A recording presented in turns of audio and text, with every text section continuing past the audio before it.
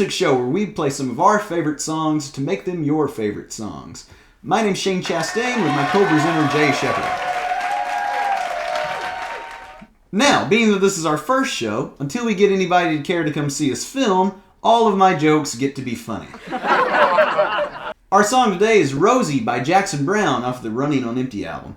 One of my favorites. It's a song about how romance in our job doesn't always go quite the way that we expect it to. We hope you enjoy our version.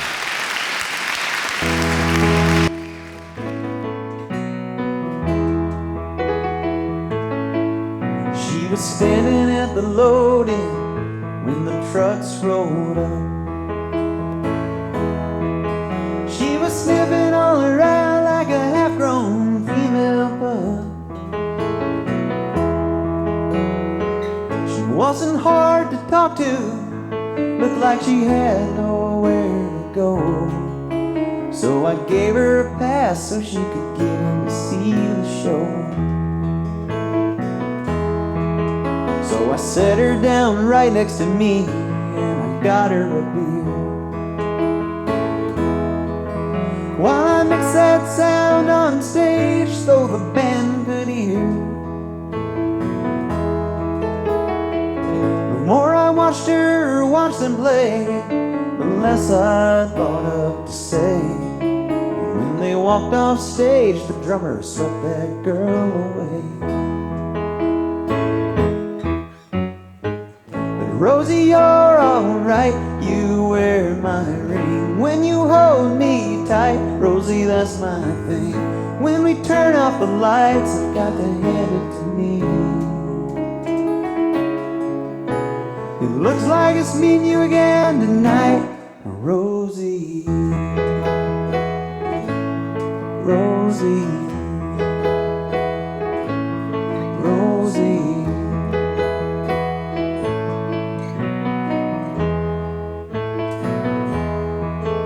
Well, I guess I should have known from the start she'd come for a star.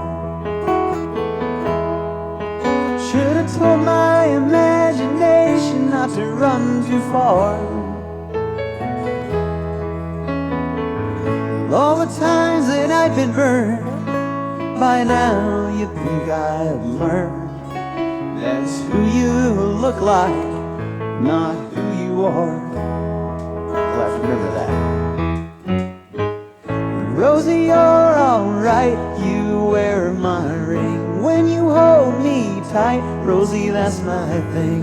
When we turn out the lights, I've got to hand it to me. It looks like it's meeting you again tonight, Rosie. It looks like it's meeting you again tonight. It looks like it's meeting you again tonight, Rosie.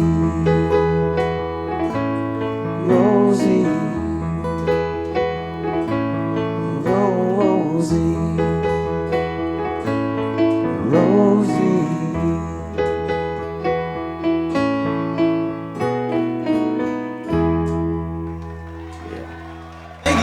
Thank you. Such a good song. Oh, I know. On the surface, though, it appears a song about a sound technician that falls in love with a beautiful girl, only to have her swept away by the drummer in the end. But who is this Rosie that he's talking about in the chorus? What would you say if I told you this song is about having a wank? How do you figure? Well, you see, in Britain, Rosie Palms is a colloquialism for Right. Well, moving on, Jay has some music education for you, I think. Today I'm going to show you a tip about left-hand positioning. This is a topic that even many advanced guitar players don't have a clue about. They think you can just put your finger down in between the frets and push the string all the way down to the wooden fretboard. This is in fact not what you want to do at all. What you're really trying to do is push a metal string down to a metal fret. So it makes sense to push the string down at the bottom of the fret like so.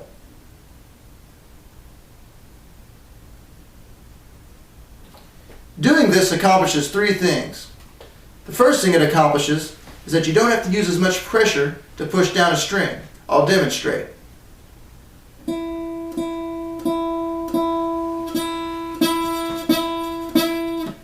Notice as I moved my hand further away from the edge of the fret, it took considerably more effort to push the string down. And not only did it take that, it made the note buzzy as I moved the finger further away from the fret. The second thing this accomplishes is it saves a lot of energy on your part. If you're pushing down the string in the spot that it takes the least amount of energy to push it down, you can automatically play faster and hold chords down for longer periods of time. The third thing it accomplishes is good intonation. If you push the string down too hard or in the wrong spot, it will bend the string, causing it to go sharp and out of tune. If you use the minimal pressure it takes at the bottom of the fret, it'll ensure a good secure connection and a good secure intonation.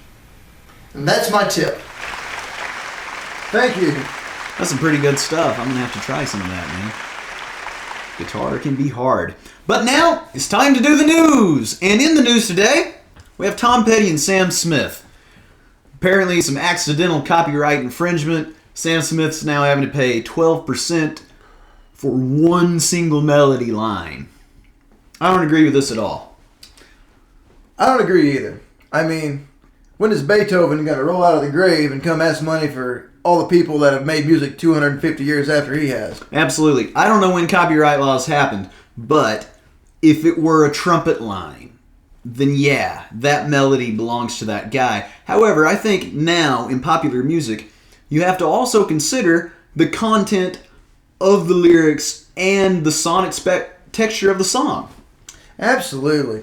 I think there's so many things going on now in popular music other than just the chords and the melody that you can't just staple your entire songwriting credentials on those two things anymore. No doubt. And also, here at 3MG, we don't just run around and play music all day. We are also huge armchair quarterbacks. And so now it's time for the sports! And it's the Super Bowl! Which has not happened at the time of this recording. But when you see it, it will have. So, I guess we're going to have to do both. I'll take Seattle. Seattle Seahawks flew the nest to their second straight Super Bowl victory in many years. I couldn't believe they got it done. On the backs of Skittles, Marshawn Lynch, and the heavy hitting of the Legion of Boom, featuring Richard Sherman and Cam Chancellor in the secondary. They sure showed them how it's done. I guess I'll do the Patriots. 100 points! Can you believe they won by 100 points? I didn't expect it. Is that a record? Well, it has to be. It is now. It's easy with a career in music to let you live a sedentary lifestyle because it takes up all your time and focus. But we here at 3MG Studios want to remind you to get outside and enjoy the activities of everyday life and get some fresh air and exercise. For instance, I play basketball. And I like tennis and golf, and we take on all comers at everything. I'm not even a very sore loser. And now, being this our pilot episode, we thought we'd keep it inside and have Mr. Jay Shepard as our first guest ever. You got a new album out. Oh yes, it's January 5th. Where can we get it? You can get it on iTunes, you can get it on Amazon, just about anywhere that they sell music nowadays on the internet. Now, you are a bona fide, serious guitar player. You've been to school for it. And this is not pop music. This is musicians' music, maybe even guitar players' music, isn't it? Yeah, I think the music has a lot of influences from classical music, probably making it more accessible to educated musicians and scholastic studiers of music and so forth. I mean, you do a lot of finger tapping, sweep picking, whammy bar. Yeah, I do a lot of all that stuff. You know, you got to sell some records. You got to sell some records. But on the other hand, you know, I feel because it's a primary electric guitar album, all the finger tapping and the sweep picking, the whammy bar excursions and all that stuff is really kind of like a extension of the electric guitar towards a more scholastic study. Right, like it's its own thing, Exactly. rather than this outside body from the classical group, if you will. Correct, because believe it or not, in a lot of colleges of music and conservatories of music, the electric guitar programs are often looked down upon as compared to the classical guitar, or even some of the jazz guitar exclusive programs. If you want to study popular music or any other avenue of electric guitar recording, it's kind of looked down upon. So, I see. Well, moving on from that, when you go to do an instrumental album like this, I mean, idiosyncrasies can't get you 10 songs. So tell us a little bit about the process to making an instrumental electric guitar album like this. Well, at first, I sat down to write a song. I think I just got done studying for comprehensive exams for my master's degree that I completed. And after filling my brain with all this knowledge of music history and the development of musical form and theory, I had a bunch of ideas just floating around in my head, and I thought, you know what, I'm going to try to write a song that has a few of these elements. So I started thinking about symmetrical elements in music and constructs that are symmetrical in music. And so I wrote a couple songs dealing with the development of those ideas, and as I got further and further along, I said, hey man, these songs are really good. I think I need to record them. So I went ahead and recorded one of them and said, let's just put together a little album now and try to sell these few songs with some more that I can readily write and compose more easily. I see. And for a sample of this, our theme song on the beginning and the end of the show is actually a track off Jay's album. And it's got the full rock band treatment, if you will. You programmed the drums yourself. Oh, yeah. Played bass, strings, all the complicated harmony that there is. But today, in our music room, you're going to do something totally different. You're going to showcase your guitar prowess, I guess. What are you going to play for us?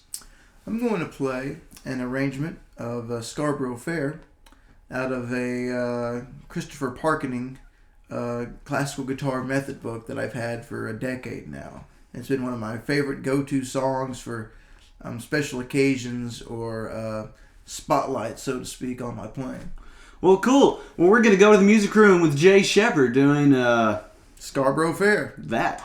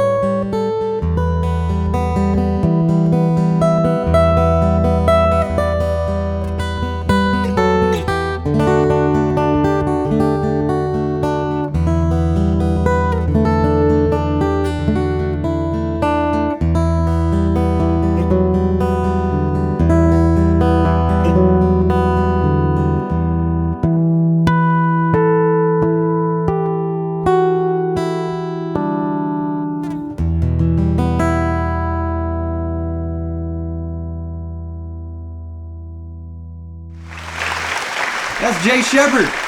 Jay Shepard on the steel string guitar. Yes. For a change. We'll have to get you playing some classical in the future, maybe on one of our covers. I'll have to get some nails growing back first. Yeah. Kind of missing at the moment. Too much basketball? Yeah, way too much basketball for nails. I hear you. Well, that's Jay Shepard. His album Gemini is available anywhere music is sold, iTunes, etc. And that's our show for today. The artwork in the music room was provided by my dear grandmother Linda Borkus. And next week we will be back on with our second episode, our first official episode, if you will, with the band Sky City doing a song and answering some questions. Thank you. Good night.